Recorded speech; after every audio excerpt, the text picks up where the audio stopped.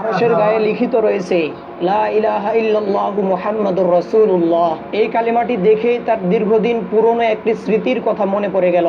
যখন আল্লাহ রাব্বুল আলামিন তাকে সৃষ্টি করেছিলেন, সৃষ্টি হওয়ার পরে মাথা উঁচিয়ে তিনি আল্লাহ রাব্বুল আলামিনের আরশে মুআল্লায় এই কালেমাটি দেখতে পেয়েছিলেন।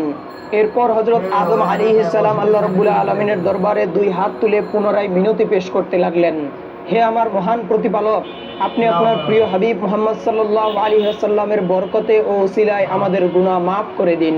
যখন হযরত আদম আলাইহিস সালাম রাসূল আকরাম সাল্লাল্লাহু আলাইহি ওয়াসাল্লামের ওসিলা দিয়ে দোয়া করলেন, তখন আল্লাহ রাব্বুল আলামিনের দয়ার সাগরে জোশ মেরে উঠল।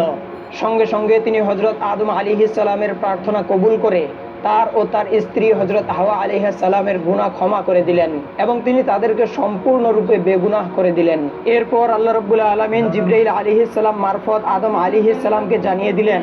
জিবরাইল আলাইহিস সালাম আদম আলাইহিস সালামকে বললেন, হে আদম, আপনি এবার আপনার দোয়ার মধ্যে মুহাম্মদ সাল্লাল্লাহু আলাইহি ওয়াসাল্লামের ওসিলা উল্লেখ করেছেন, আর এই কারণে আল্লাহ রাব্বুল আলামিন আপনার দোয়া কবুল করে নিয়েছেন এবং আপনার ও আপনার স্ত্রীর গুনাহ খাতা ক্ষমা করে দিয়েছেন। এই দোয়া যদি আপনি গুনাহ করার পরে বেহেশতে থাকতেই করতেন, তাহলে আল্লাহ রাব্বুল আলামিন সেখানেই আপনাদের গুনাহ ক্ষমা করে দিতেন, আপনাদের আর দুনিয়াতে আসার প্রয়োজন হতো না। তখন হযরত আদম আলাইহিস সালাম বললেন, ওহে জিবরাইল, এতদিন আমি এই কালেমাটি এমনভাবে বিস্মৃত হয়ে গিয়েছিলাম যে আমি কিছুতেই তার কথা মনে করতে পারছিলাম না, কিন্তু আজ হঠাৎ আল্লাহ রাব্বুল আলামিনের মেহেরবানিতে আমার সেই কালেমার কথা মনে পড়ে যায় এবং